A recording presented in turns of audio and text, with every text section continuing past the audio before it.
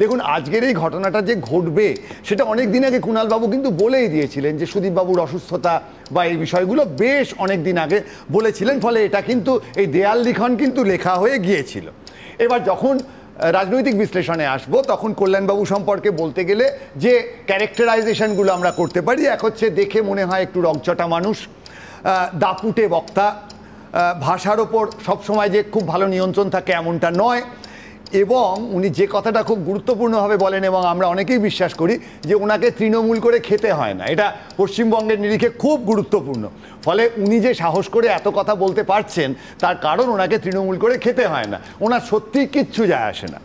এবার যেটা এর পরের যে পয়েন্টে আমরা আসতে পারি সেটা হচ্ছে যে প্রয়োজন ফুরিয়েছে, যে কথাটা বারবার আসছে যে উনিও বলছেন কোঅর্ডিনেশন হচ্ছে না। এখন তৃণমূল কংগ্রেস তার আবার কোঅর্ডিনেশন, এই যুক্তিটা কিন্তু খুব একটা রাজনৈতিকভাবে দাঁড়াচ্ছে না।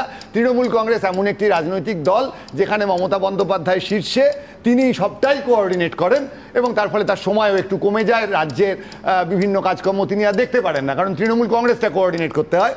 আর তারপরে অবশ্যই অভিষেক বন্দ্যোপাধ্যায়, পরিবারতান্ত্রিক যে কথাটা বলা হয় সে গান্ধী পরিবারেও আছে, তৃণমূল পরিবারেও আছে, ফলে তারা 1 এবং 2।